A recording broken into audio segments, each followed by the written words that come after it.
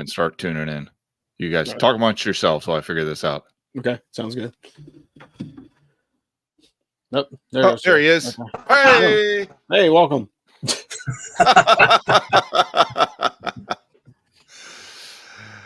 All right. I'm so sorry. No, it's all good. It's my fault for scheduling it on freaking Memorial Day, which is like a sin, and for changing the plan 6 times, and yeah. It's okay, man. I'm good. Happy to be here. Happy New Year. Ray says, "Wahoo, let's do this." All right. So, Rob, you want to host this thing, and we'll just sort of run through it. So, my plan right now, we're going to do this as 2 shows, and although we were recording this one first, it is almost certainly not going to come out as a podcast until next week. Okay. So, we were streaming live to the universe with 5 people watching us from Christ knows where. So, anyway. Awesome. So, all right. So, yeah. Go ahead, Rob. We got Ray. Ray can ask questions, and literally 8 people from the Peanut Gallery on Twitter. So, go ahead. Yeah. So we got some folks on here. So, welcome back to another As for Football. I guess the off-season show. That's probably the easiest way to say it. So we're going to have an off-season show. So I'm your host, Rob, out of Fayetteville, North Carolina. We got Dan in coastal Connecticut. We've got Omar calling from his office, and we've got Jeff joining us today. We'll be really quick. Guess what, folks? We've got a lot of stuff going on in the Army sports universe. If you haven't been paying attention, there's some baseball stuff going on, and we will talk about that on another show. So full schedule, full boat of discussion today, but this one's open in the wild. We've got 12 people on the socials right now operating, so please feel free to chime in on the YouTube if you're following. And other than that, I'll pass it over to Dan for the read. Thanks, Dan. Okay. So if you have listened to this show before, you know that we are brought to you by Craig Oxane, Vice President of Residential Lending for New American Funding in Chicago. Craig is a member of the West Point class of 1994, licensed to lend in all 50 states, but based out of Chicago. He is one of the biggest VA lenders in the country. He's going to give you super competitive rates, but more than that, he's just somebody that you can actually talk to and trust in what is a very confusing time in the marketplace. And just, and it gets crazy out there.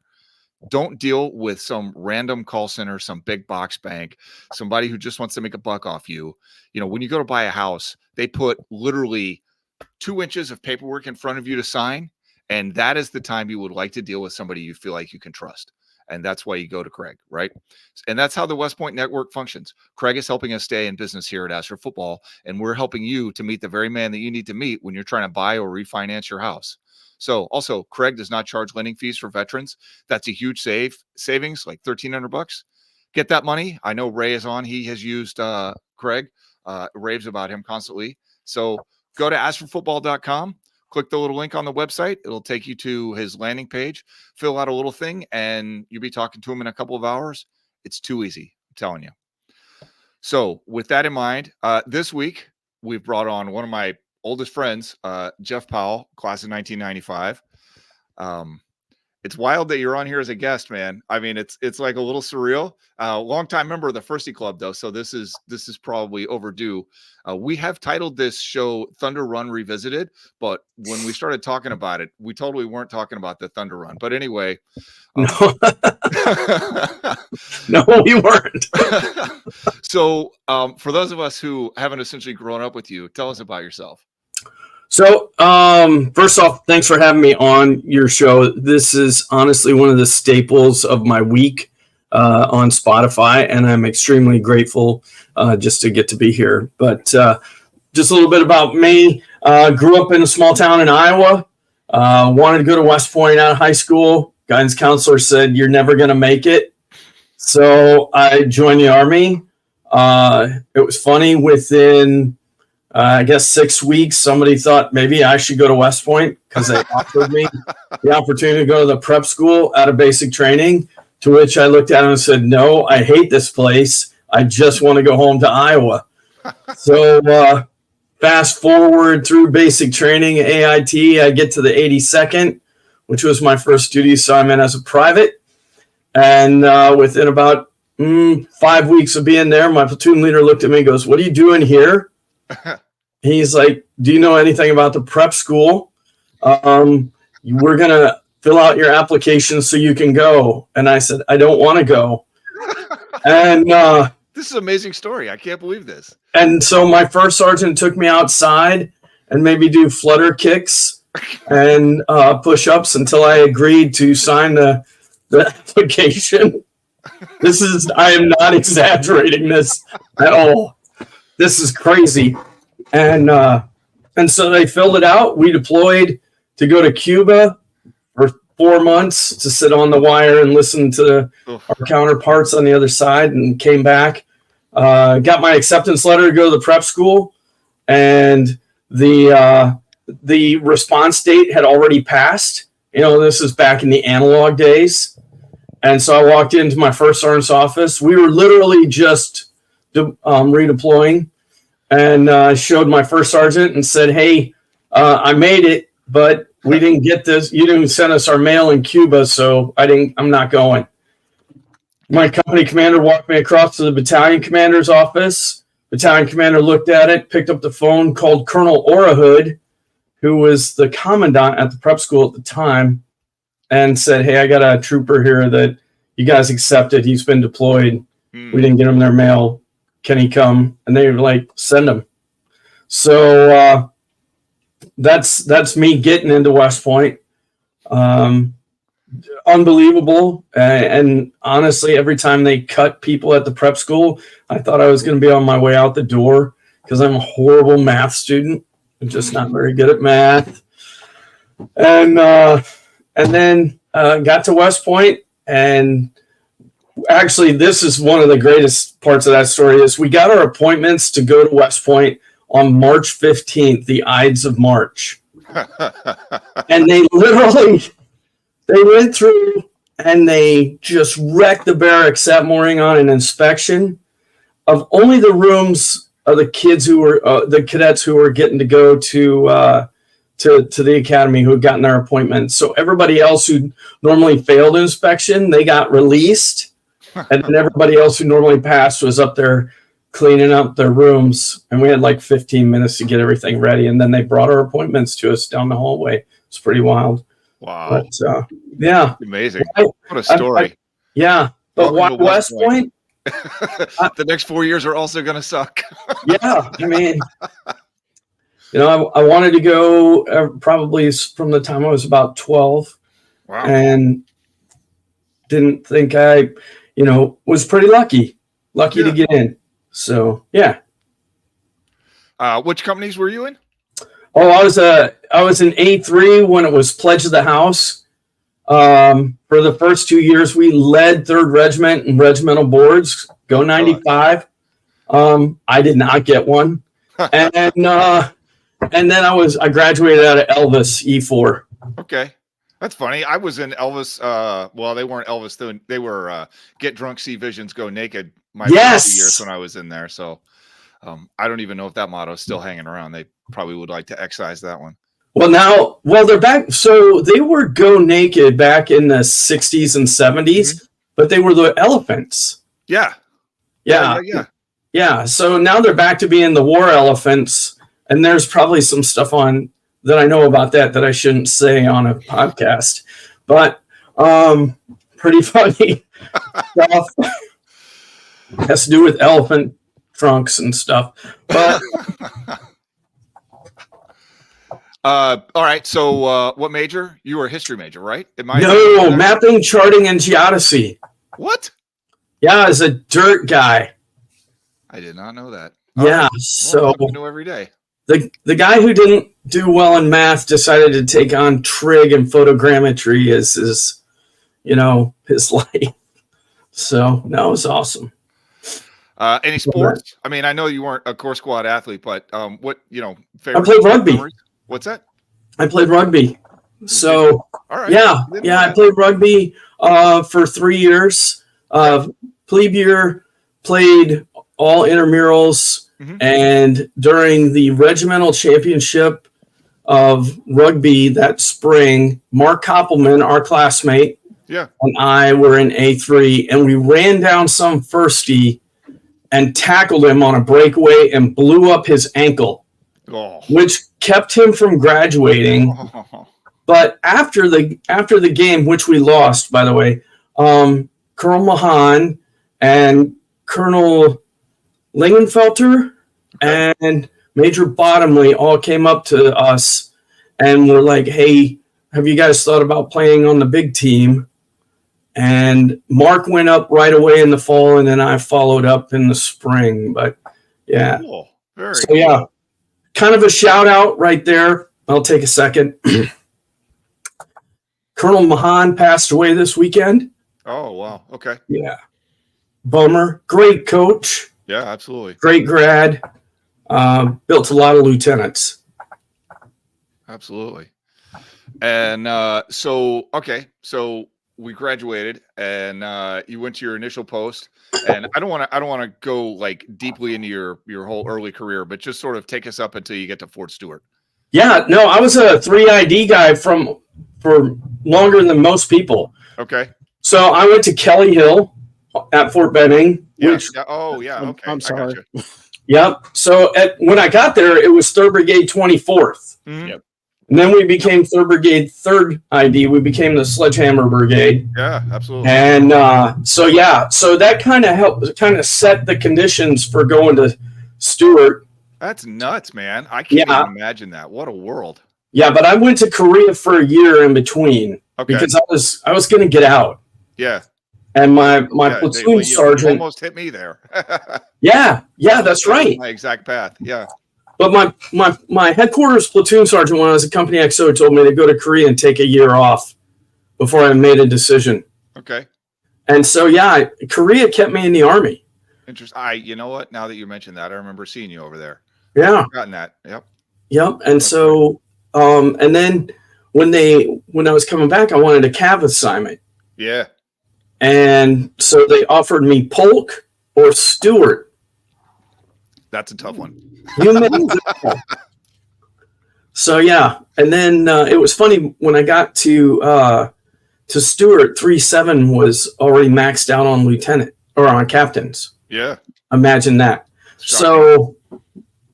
So I ended up just going one set of buildings over because 3-7 was right next to 464. Yeah. And I ended up in 464 armor.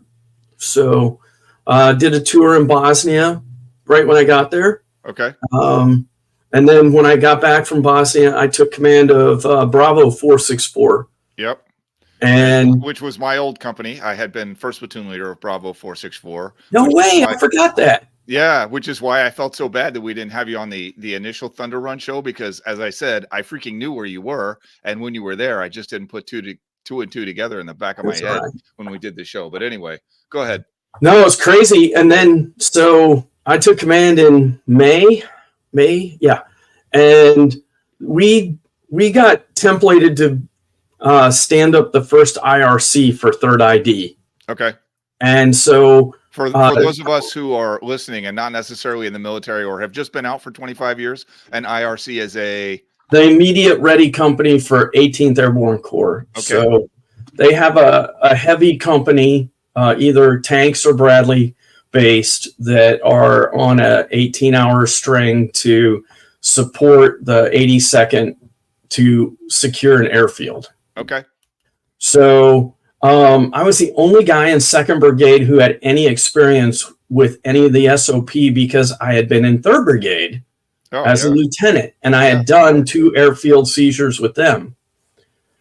And so Colonel Perkins, who retired as General Perkins, class of 80, he came down. He actually came down to our formation and pulled me out on a Friday afternoon and said, "Hey, would you be willing to do this?" And I was like, the first question was, "Do you have any of your old SOPs from her brigade?" And I said, "Yes, sir, I do. I have everything." And he's like, "Would you be willing to be the stucky to do this?" I was like, "Yes."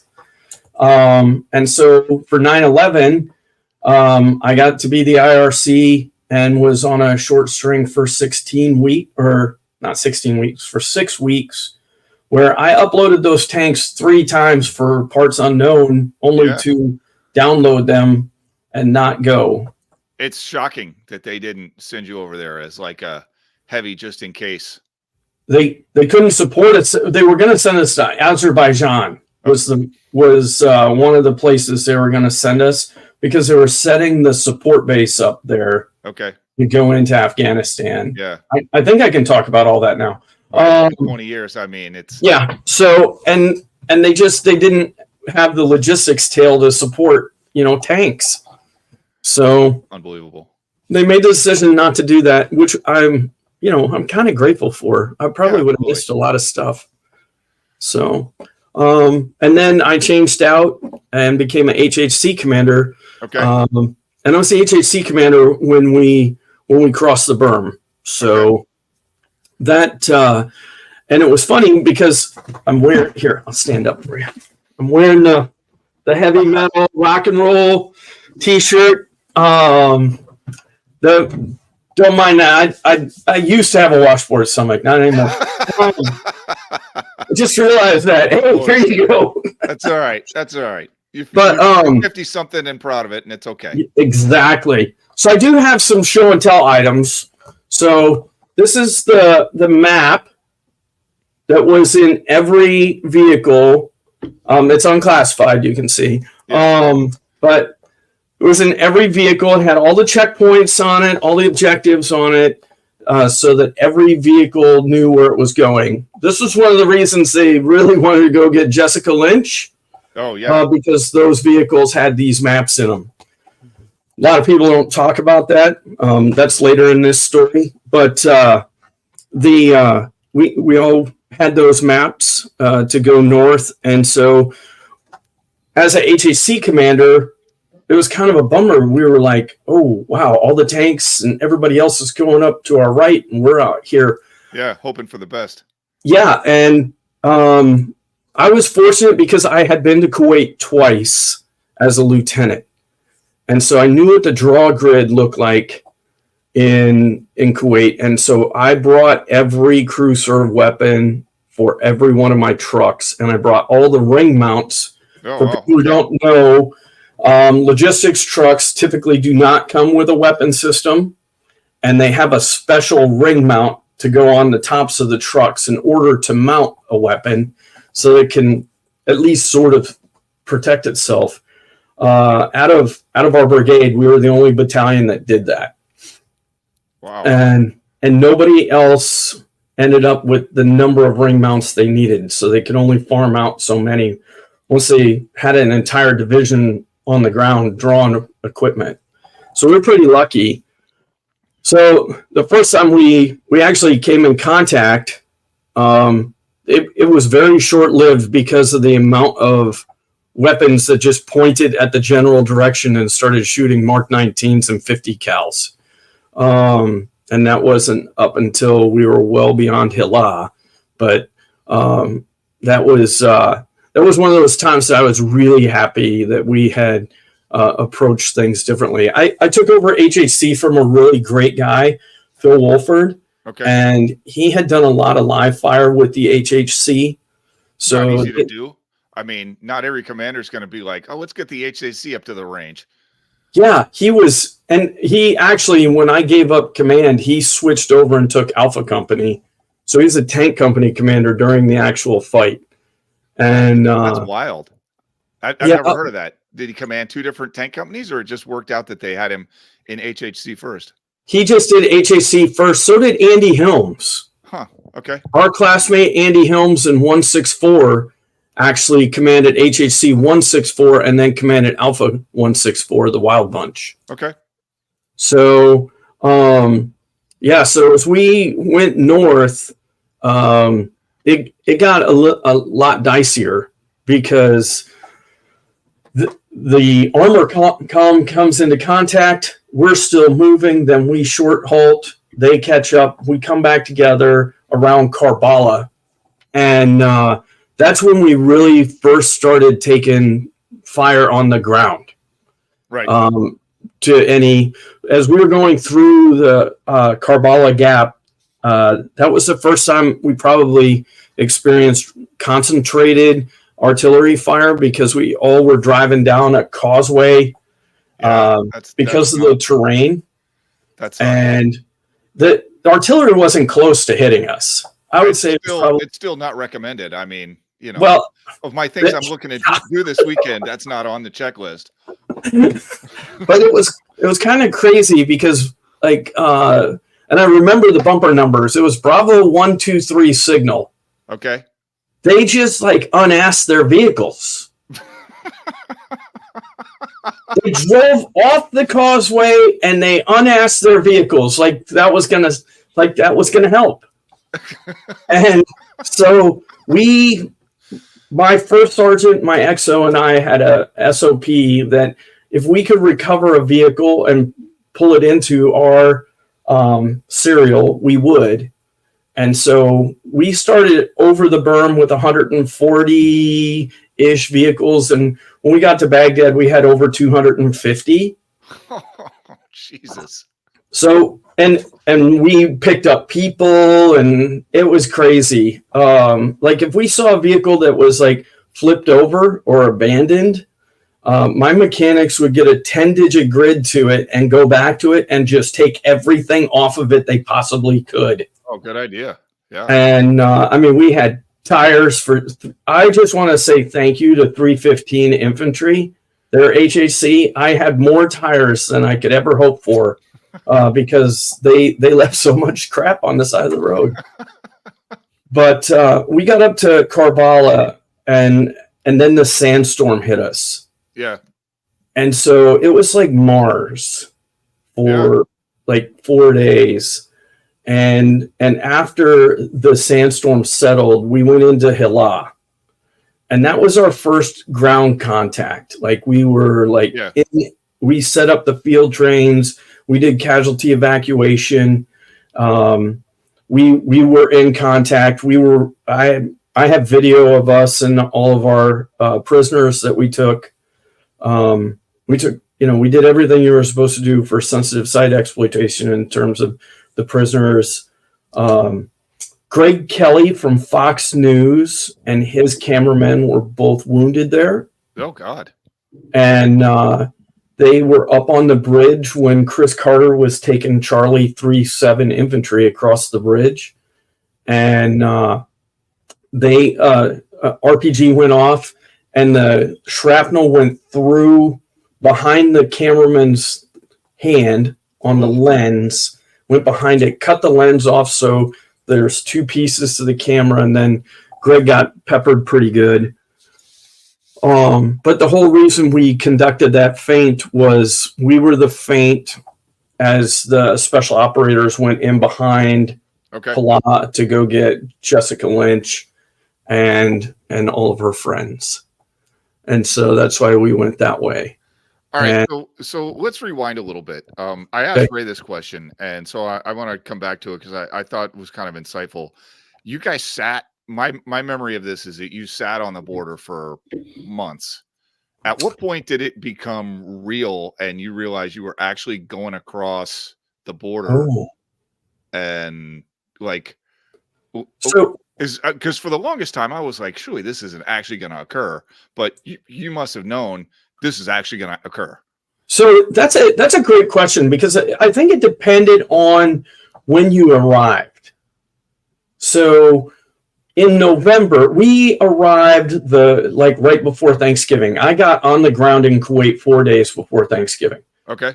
But at the beginning of November, Colonel Perkins pulled all of us together and we sat down and he said, listen, I can't tell you everything, but you need to be prepared. Yeah, this is going to happen. This is going to happen. Yeah. Unless if somebody starts to rewind it. And I can't remember his exact words, but it was something like that. Yeah. Because they had been sending brigades to sit on the border, from back when I was a platoon leader. I mean, I did it. Like a thing that you did was to hang out in the desert there. Yeah, it was called intrinsic action. Yeah. Yep. And so First Brigade was on the ground when Second Brigade got there. Okay. And Dave Waldron, who was in 164 armor, actually was attached to First Brigade to plus up because back then we only had three tank companies per battalion. Yeah. Right. And so Dave had gone with 1st Brigade. I can't remember if it was like 369. I think he went with 369. But when we got there, we saw Dave in Doha, and Dave said, "Yeah, we're leaving all of our equipment up at New Jersey." And we were like, "What?" And they were like, "Yeah, we're leaving all of our equipment up there." And then that the state of New Jersey, or is New Jersey like an assembly area in Kuwait? Camp New Jersey. New Jersey. There was Camp New Jersey, Camp New York, Camp Virginia. I can't remember them all, but they were all the original 13 colonies. So we we're really original when it comes to planning. But Dave told us that, and we were like, "Oh, this is happening. This is real." Yeah. And so at that point, in my mind, I started thinking, okay, how do we prepare for the things that they're not going to prepare us for? I started scrounging everything. Yeah. I went and got 29 tents, like a GP large and like 15 GP mediums and a bunch of GP smalls. Yeah. Because I knew that carry, I'm sure. Yeah, well, they fit right on top of a fueler. Okay. You could burrito roll them and put them on top of a fueler and tie them down, and they wouldn't get in the way of you trying to fill a fueler. So, that was pretty awesome. But that was really it. And then about 4 weeks later, BCTP came. Okay, remind us what that is. Battle Command Training Program. Okay. And they were there to teach us how to really do air-ground integration and close air support. Interesting. And they brought in a bunch of Vietnam-era veterans who really explained the intricacies of bringing in air support. So, like up in Karbala, when we went into contact in Hala, we had aircraft stacked all the way from Apaches at the hover level, over the shoulder, all the way up to 25,000 feet. Wow. And we had an Anglico, which is an air-ground liaison officer from the Marine Corps, because we didn't have enough fire support officers. Interesting. We had an Anglico in our battalion who was magnificent. And that dude could drop a bomb on a dime. And when we were up in Hala, there was a point where we started taking we were taking indirect. It was 81 millimeter mortars, and he brought in A10s, and that ended that. And then he also kept my CP from getting bombed. Good. Yeah, it was. But that was in Baghdad, and the Marines were trying to shoot me. It was all their fault. So it was crazy. I have lots of those. Well, all right. So let's it's kind of a non-linear story, and that's okay. But why don't you pick out like a handful of memories that stick out in your mind, and then at a certain point we are going to switch gears, because that is what we spent more time talking about. But let's tell a couple more stories, and then okay, and then I'll ask you a hard question, and then we'll switch gears. Okay, sounds good. You can find this on TikTok, but there is where we were finding all of the like gold-plated weapons and all of the money, because our battalion found the $820 million in cash out of $1 billion that Saddam had taken. So that was chaos. But there's a picture of me on some TikTok video holding a platinum AK-47 and a gold AK-47 in this guy's video of U.S. troops looting. That's awesome. I believe I've seen that photo. Yeah, so that's me. I'm way better looking in that picture, though. I would say, from a leadership standpoint, the thing that I remember the most was just how driven everybody was. Everybody was focused. And I would say all the way from the lowest private all the way up to the senior leaders, everybody was focused. There was no, hey, my unit needs to do this or this unit needs to do this. There was no aggrandizing. The thing I remember most is every time we spoke, it was from a team standpoint, and we all were working towards one objective. Wow, and that was to get north. That's amazing.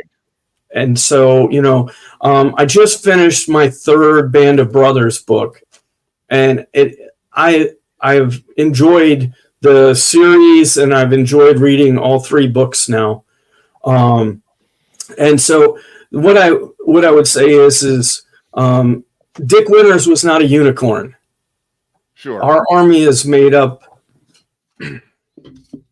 of a lot of people like him. Yeah. So, yeah. And then the other cool thing that I remember most was what it's like to experience real field artillery from both ends. Yeah. Watching and to call in an actual airstrike and have it go home. Yeah, that. But when we crossed the night before we crossed the berm, our artillery knocked out all of the scout reconnaissance outposts on the other side. So when that barrage opened up, that was amazing. And then to be on the other end of one, ouch! It not nearly as sophisticated or close or bad. That's when you know that you're really in the show. And then it's kind of like probably the first time somebody faces like Nolan Ryan in major leagues. That's when you know you're there. Yeah. So, and then I don't know. I think those are some of the most standout memories I have. Yeah. So we did this interview on Memorial Day, largely because you're in Washington State and I'm in Connecticut, and scheduling this has been tough, but it's Memorial Day. So who do you remember today?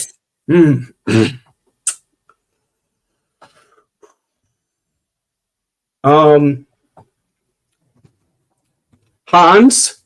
Yeah.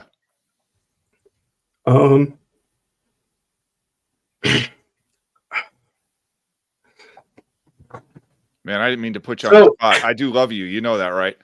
Yeah. So, Jimmy. Yeah. So I wasn't going to tell this. Man. So, I didn't know this at the time, but we had to go do 2 recovery missions when I was a HHC commander. One was when a FA-18 was shot down by a Patriot. So because 3-7, back in the old days, 3-7 Cav was all we had for cavalry out front. And because we were all so consolidated, we had our scout platoons with us. So for an HHC commander, the scout platoon really was my action arm. So if I got tasked to do something, I had to go send them. So one night we sent out the recovery for that FA-18.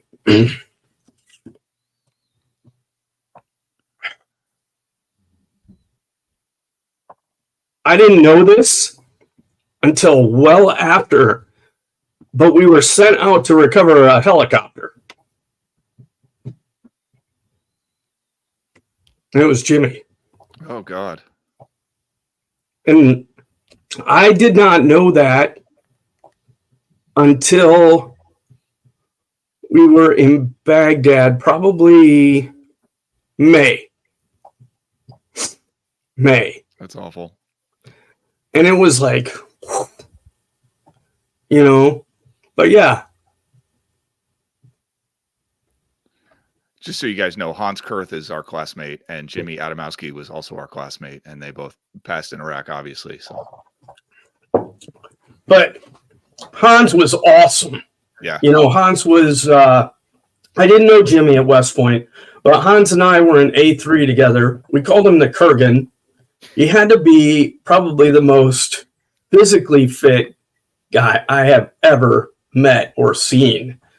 And then when we were scrambled, he was in D4 and I was in E4, and I got to. We were both company commanders first semester, first year, and so Hans and I got to spend a lot of time just talking about, things you don't talk about with your roommate, and you don't talk about with your classmates, because you got to talk to somebody about what the challenge is to be a peer leader at the United States Military Academy. And he was always amazing in terms of keeping everything in perspective. I don't think I ever really saw that guy lose his cool. And he was just a great guy. He really was. Yeah, I didn't know either of those guys very well back in the day. I knew he was a little bit more, but I didn't know Jimmy. So I know so many people who knew him. Yeah, absolutely. So, yeah. All right. Well, all right. Let's switch gears and embrace the positive. Before we go on, Rob, Omar, you guys got anything you want to add and or ask? No, I don't really know how you follow that up, but really quickly, I'll just tag on to something that Jeff said. The fog of war is a beautiful thing sometimes.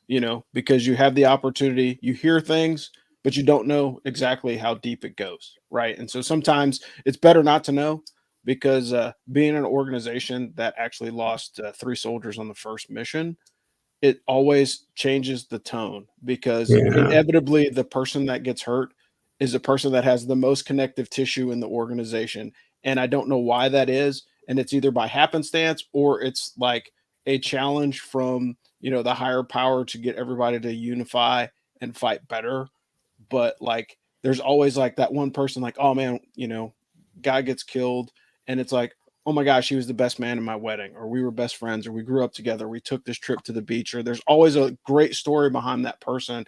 And the best thing that we can do as the survivors of that incident is to live in their absence, so excel as best as you can to live in their absence, because they aren't here, and cherish their memories in doing so. So I appreciate Jeff putting that out there, because not everybody has that experience of having to do something that hard. And that's incredibly difficult to have to, recover a friend or somebody that you served with, in a combat situation. But other than that, no. I think the thing that gets me the most, Rob, is that I didn't know, and I'm curious if I would have acted differently, I mean, and how I did it. Do but your job, Yeah, right. I mean, that's it.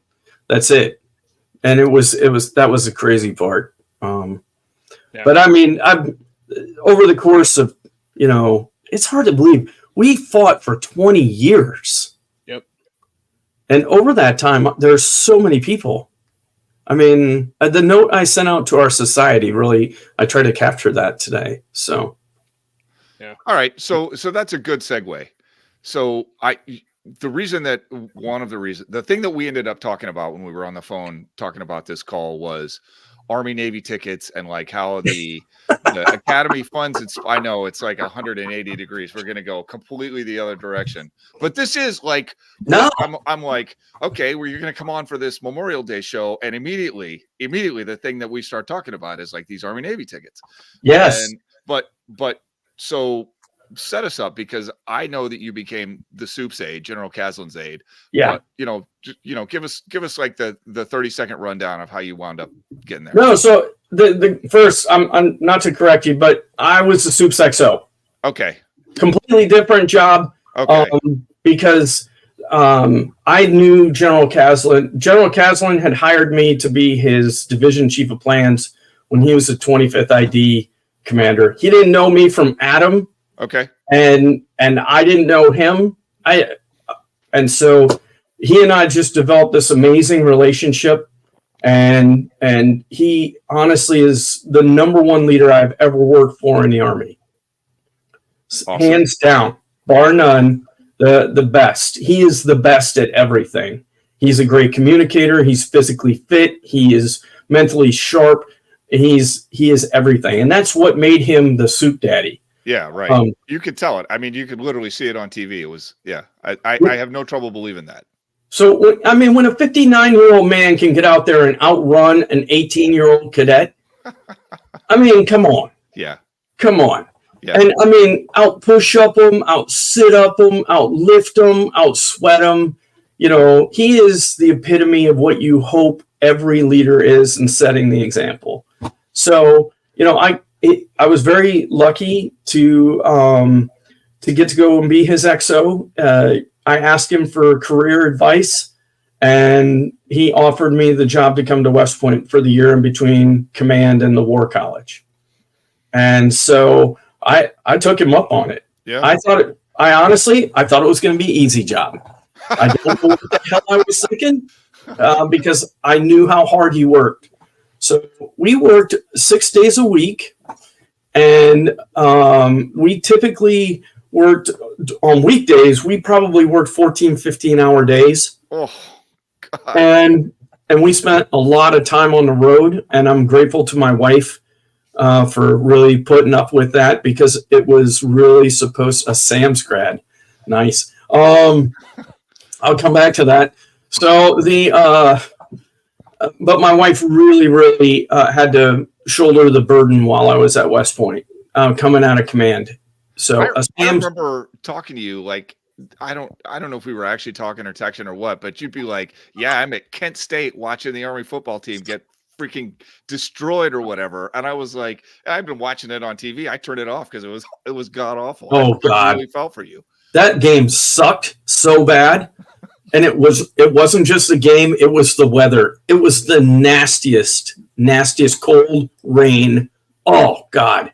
And the stadium there, it was like built in 1920. It's like, are you kidding me? This is a college football venue. The best part about that weekend, the day before we had gotten there early and we went to the NFL Hall of Fame. Oh, okay. Yeah. And we got to meet that gigantic, huge man who runs that place. He dwarfed General Caslin. And General Caslin's a big guy, but This dude was, I don't know his name and I feel badly, but nicest man and so gracious and gave us the entire backstage pass tour of the place. If you want to go see the NFL Hall of Fame, that's the guy you want taking you through it. But yeah, I mean, during the football season, we were at every game. Yeah. And football season prep actually begins on Wednesday for the soup because we have a list of people that we're going to talk to for every game. And so I don't want to get into the eaches of that, but Sure.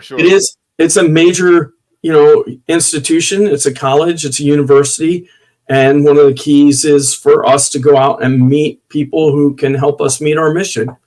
And so that is where I really learned a lot about how the academy runs. And I appreciate it. And I'm grateful for the people who are there every day who do it because, Boo Corrigan set the conditions as the athletic director for Mike Buddy. And Mike Buddy has just taken it and ran with it. And we are very fortunate because we have had two amazing athletic directors in a row. So for folks who don't know, the academy is funded about 50% by taxpayers, but that's like room and board and books essentially. Yeah. And everything else, I mean, freaking everything else is money that they come from some other source. That's correct, right? Yeah. So, yeah. The big piece of that is, when it comes to, I'll use Coach Monken as an example. Coach Monken doesn't get paid by the U.S. government. He gets paid by the Army Athletic Association. And the Army Athletic Association is paid through an endowment. And the endowment is what pays for him. Now, don't ask me which endowment that is or how that all works. But whenever people start to post on social media, our government's paying for a college football coach. No, they're not. Just like Kirk Ferentz in Iowa getting paid, he's not the highest paid government employee in the state of Iowa. He is paid through a football endowment. People don't understand what big sports really does anymore because they all want to think about it in terms of, hey, well, they think about it in terms that they know. They don't know about how, and if you haven't been to the academy, you have no sense of what everything that's not room and board and books actually looks like. Right. To be honest. So somebody just threw up DCA, AIADs. Yeah. Exactly. And so what I tell graduates here in our society is, hey, all the cool stuff that happens at West Point for cadets comes out of us. Yeah. And so if we want their experience to be the very best, and we want the very best officers out roaming the world, then they have to have an amazing college experience.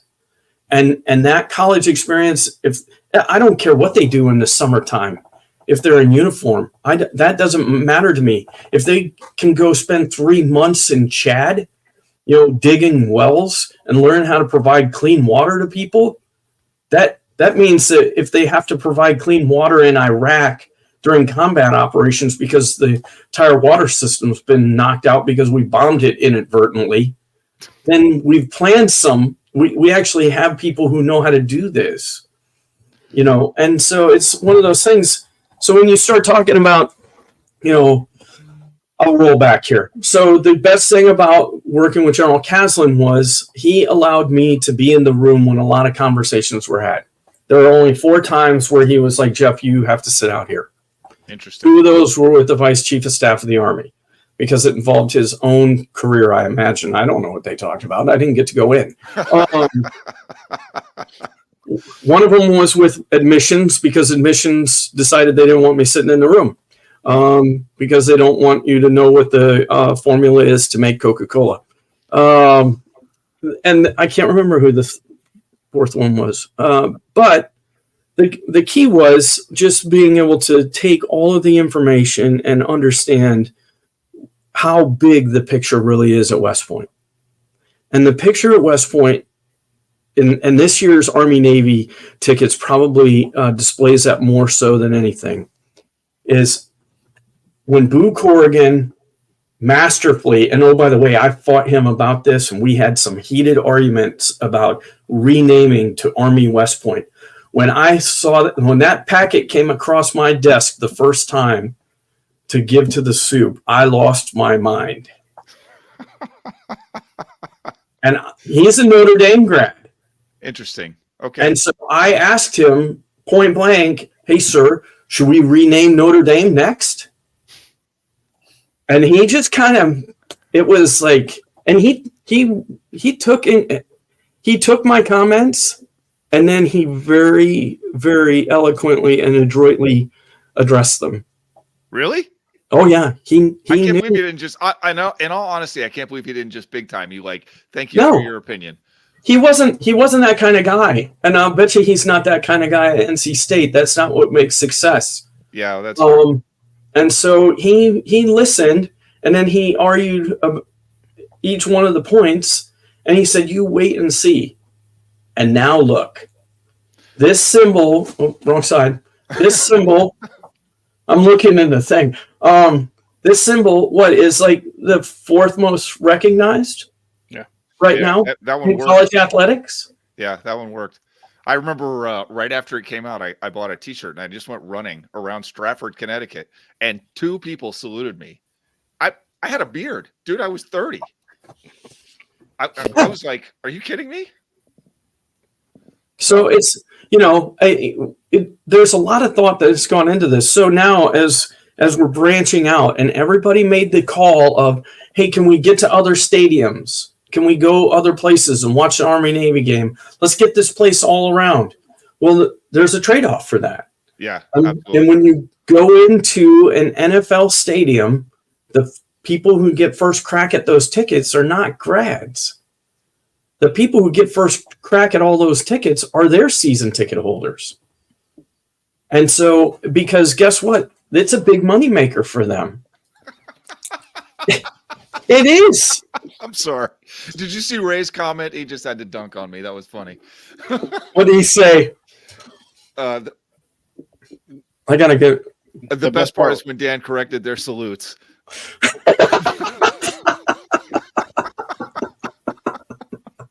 That's so awesome. That is so awesome. But all right. So okay. Go ahead. So let's just set the table, because it feels like it's a lot of inside baseball, and I know that the vast majority of people that listen to this show are grads, or at least were in the Army and have some affiliation with the Army. But for those of you who don't know, it was extremely difficult to get Army-Navy tickets this year. Extremely. They sold out in record time. I mean, I've been a season ticket holder since 2014, 2015, and I didn't even get close to getting tickets. And the only reason I'm going is because one of our good friends happened to buy 12 and offered me 2 of them, which is why we are classmates, right? I mean, it's a team. That's how it works. It's a West Point network in action. That's West Point. Amen. I mean, this is why we're a team. That's fine. And I'm happy in that's going to work out. But people were mad. Season ticket holders didn't get an opportunity to buy tickets. So what we're indirectly talking about here is it good or bad that these tickets sold out immediately? And I know Mike Buddy posted on Instagram, hell yeah, we sold out all these tickets. And I do understand why Mike was so excited to sell out that quickly. I mean, it is, hey, look at this amazing game that we have that everybody in America wants to go to.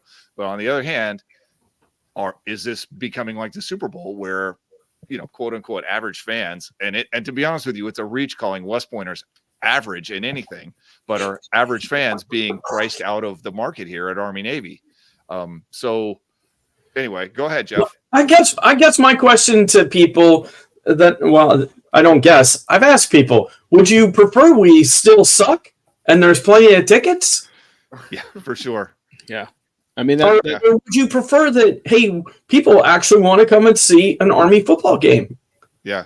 And oh, by the way, at a time where we are having a heck of a time recruiting people to any sort of national service at all, the fact that Army and Navy football or Army and Air Force football, or I don't think anybody watches the Air Force Navy game, but those other 2 games actually are such a huge draw that they sell out. Yeah. And those are huge recruiting events. I don't care. I will tell you, as the first Army sweatshirt I ever bought was after we played in the Cherry Bowl in 1986. Yeah. Yeah. And I had it all the way up until the time I got to West Point. It still fit. Doesn't anymore. But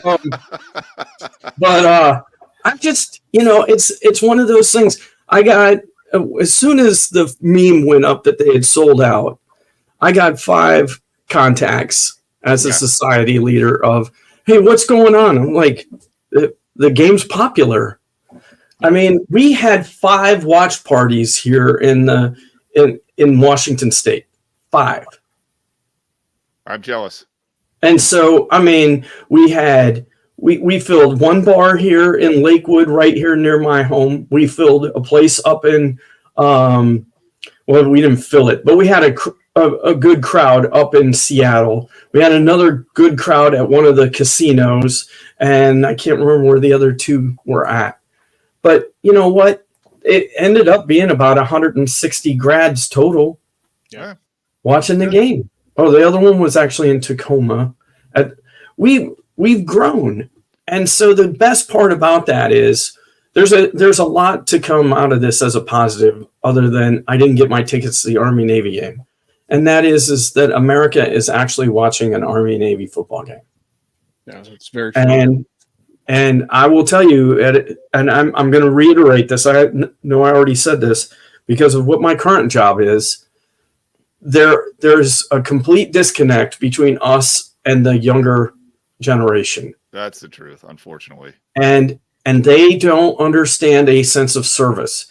And oh, by the way, these young people, because I am in a high school every day, these young people have been through so much stuff. I don't want to call it really trauma, but they've been through so much stuff with COVID that they don't understand social interaction very well. They're still working on all of the things that they missed out on.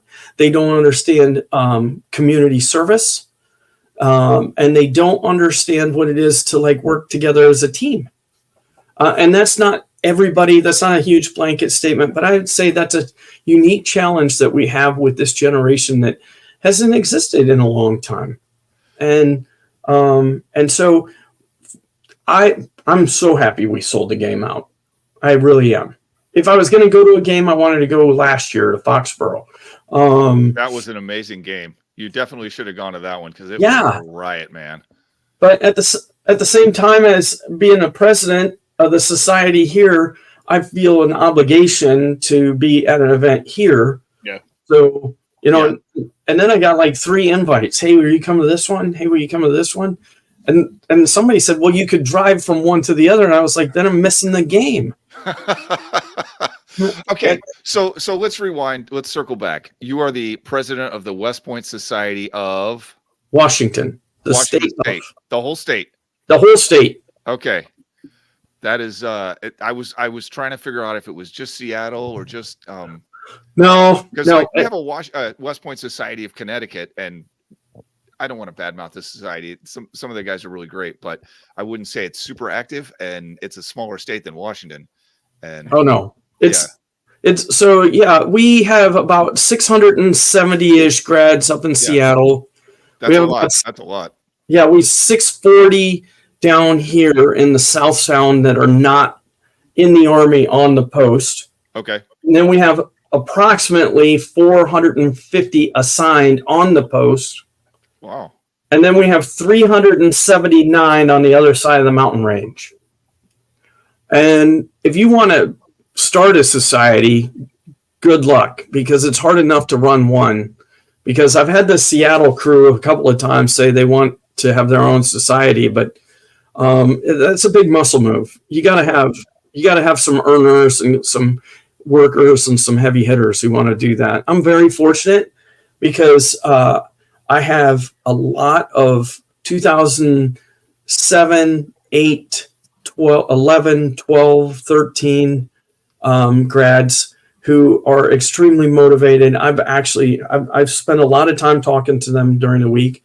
My vice president is our classmate, Bill Davis. Oh, wow. Yeah. And so he's awesome. He's balancing being a airline pilot, recently retired Navy pilot. And his daughter just committed to Annapolis. Yeah, I can't help that. Look at Rob. That is all the women's lacrosse coach's fault, by the way. The Army women's lacrosse is. All right. That's another show. So Bill was the same guy that we're going to Army Navy with, and I don't want to make all my friends famous, so we're not going to go deep into this, but we ski with him, and Bill was out there for the ski trip, and believe me when I tell you that I heard every word about everything there is to know about Academy women's lacrosse. And I forgot. I forgot you guys were all together. Yeah, absolutely. Absolutely. He's with us for Army Navy too. I'm close with Bill now, so that's cool. He's awesome.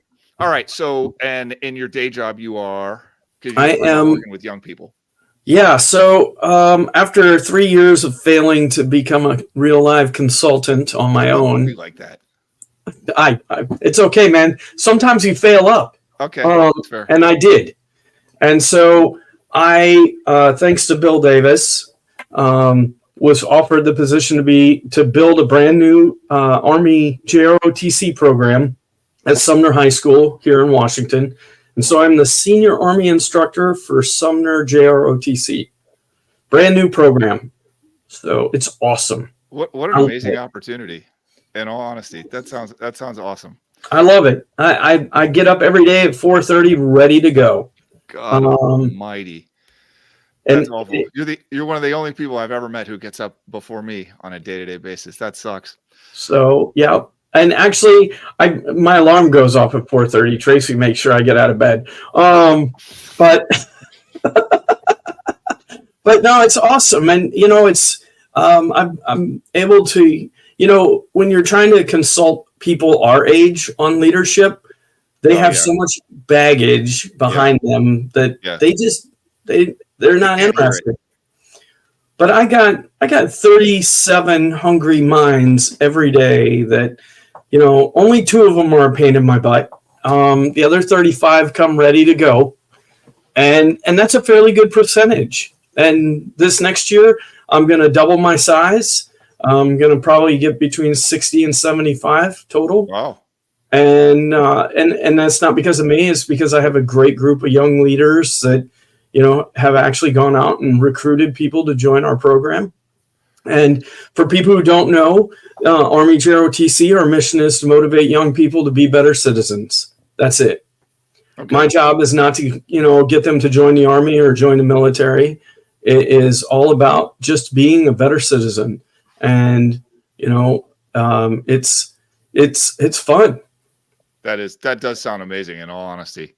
All right. So it's unfair for me to keep score by asking how many kids you have coming to West Point on our day. So this is my most favorite thing. I had a young man that is from my hometown, great wrestler. Sure. Amazing wrestler. So I was very fortunate when I was the Soups XO to be on board when we brought on some of our best coaches. Okay. So Coach Monken in football and Coach Ward, who is the Army wrestling coach, both came on the same year. And I love messing with Coach Ward because he wrestled at Oklahoma State, and I just like to let him know that Iowa is a much better school.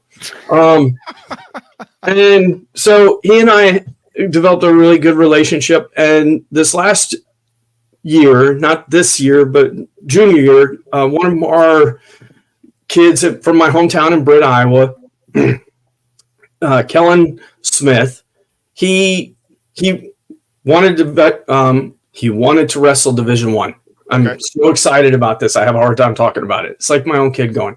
But so Kellen and I started talking back and forth a little bit, and I asked him if he had the standard websites and all that. He does.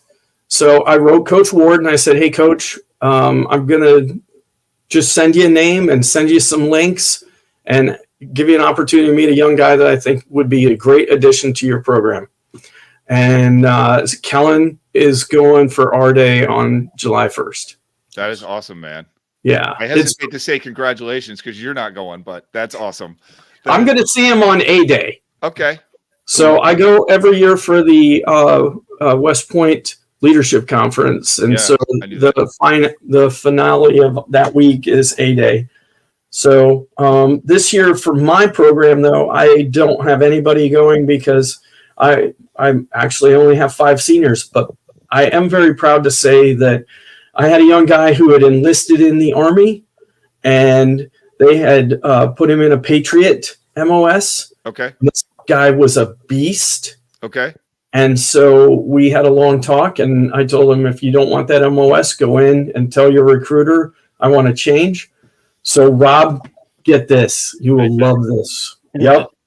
He got a $40,000 signing bonus to go infantry.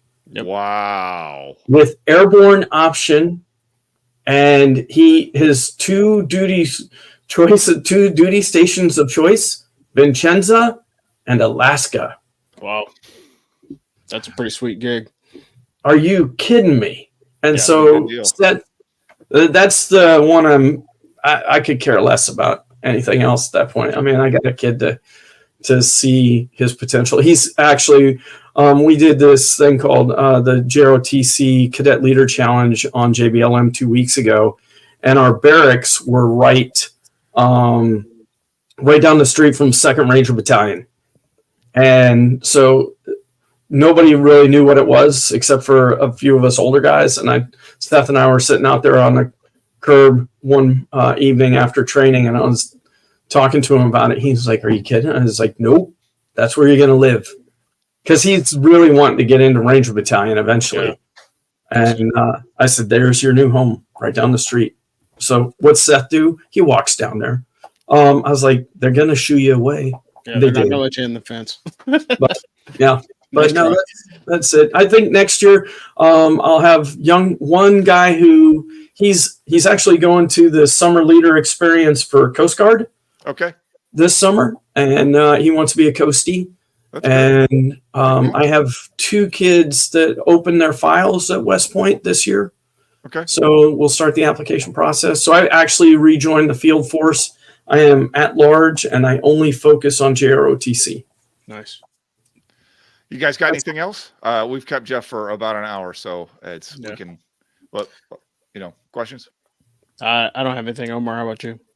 I just want to say, the point that you made, Jeff, about Army being good for once, and Army Navy, being a watermark event on the calendar. I'm the resident. I guess I should say that Army football is like my second hobby in terms of covering sports. I cover college football on whole, and I grew up, hearing about the stories of people scalping tickets to get into Army Navy in the 40s and everything. Same with Army Notre Dame, which I'll be going to this year. So it's kind of I'd say double-edged sword, seeing Army Navy sell out so easily. I try to put myself in the poll as a season ticket holder. I'm not heartbroken. My mom kind of is, not trying to guilt anyone, but I think it's just a double-edged sword at the end of the day. And I guess it's good to see.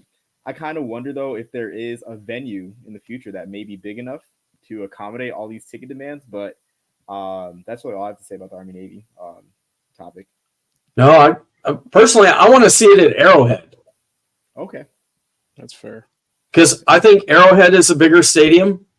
I think, where does Dallas play? AT&T? Yeah. I think AT&T. I want to see it in Vegas. You're not the only one that wants to see it in Vegas. Yeah. I want to see it in Vegas. I will even fly down there and have to buy the scalp tickets. I don't care. I want to see it in Vegas. So I just. All right. Well, we asked Mike Buddy about that, and we next time. Well, we have the deputy AD coming on. We're going to interview him tomorrow. So yes, Dan. What's that? Dan McCarthy. Yeah, Dan. Yeah, he's coming on to talk about Army baseball. That show's actually going to drop before this one. So if you're listening to this and you're confused, it's because you heard that one first. So Dan was a 150s guy. Well, that's good. I didn't even know. I don't know him. I didn't even realize he was an Academy guy. So that's good. I got to update my outline there. All right, friends. If you like Ask for Football, but you want to support our coverage of Army sports and the American Conference in football, we could use your help through Patreon. Go to patreon.com/askforfootball to learn more. There's also some links on our website. At the yearling level, you get our weekly games and locks of the week, which Rob and I pick with great alacrity. At the Cal level, you get that plus our scouting report telling you what the teams that Army plays are doing. We might switch that up with the coming season, given that we're in a conference now. At the Firsty level, you get that plus the exclusive Firsty Club, which is a private group for our top level patrons. It's the best place to talk about Army and college football generally because we're all super fans. We try hard to keep it positive, and it's a private group, so our conversations kind of stay there. Reality is we spent some money trying to improve the show. We're on StreamYard. We use Podcastle AI to improve our sound quality, which, by the way, is an excellent product. We've got regular recording times, notwithstanding occasionally being on Memorial Day. That stuff takes time and money, and which is why we ask for your support. And as we've already established, West Pointers are not exactly average fans. I don't know what an average West Pointer looks like exactly, but I don't feel too bad asking you guys for your money because I have a feeling that, if you like our content, we could use your help. Full stop. With that in mind, if anybody's got a favorite thing this week, you can close it up. Yeah. Well, let's wrap the show, and I'll put a pin on this so we can wrap this thing up. But it's Memorial Day, folks. So for those of you guys that don't understand or not associated with the military, Memorial Day is for those people that have lost their lives in service to the country. Veterans Day is for everyone else. Memorial Day is for those that we have lost. So if you guys have the opportunity tonight, as you're, it's getting close to dinner time. So if you're busting out the grill or about to have your dinner, just keep those that have fallen in battle at the forefront of your mind today, because that's really what this day is about. We've talked a little bit about everybody's story, and every veteran has a different story. So, before you dive into your hearty dinner, just think about those that we've lost. And the other part of it is like, make sure you hug a veteran, because it's particularly the World War II guys, because that number is getting smaller and smaller and smaller. And you're going to blink and we're going to be talking about like, hey, we're only down to 1,000 Korean War vets. And then by the time that we're old, the Vietnam era guys are probably going to be, in short supply as well. So if you have the opportunity to chat with one of those elder statesmen or elder stateswomen of the previous generations, take the time to do so, because they usually have some really good stories. that they usually don't convey to their families, but they will convey it to another veteran. And so just have that opportunity to catch that little moment of history. But other than that, for the crew here at the As for Football Army Football Show, we got Rob in Fayetteville, North Carolina. We got Dano Ikebesa calling out coastal Connecticut. Omar, thank you for joining us today. And we've got Jeff Powell calling out of the great state of Washington on the left coast. So he will have a little bit more time to enjoy the rest of the day. We will be punching out to enjoy our dinner. But either way, thanks for joining us this week. And as always, beat Navy. Beat 'em. Beat 'em. Beat 'em.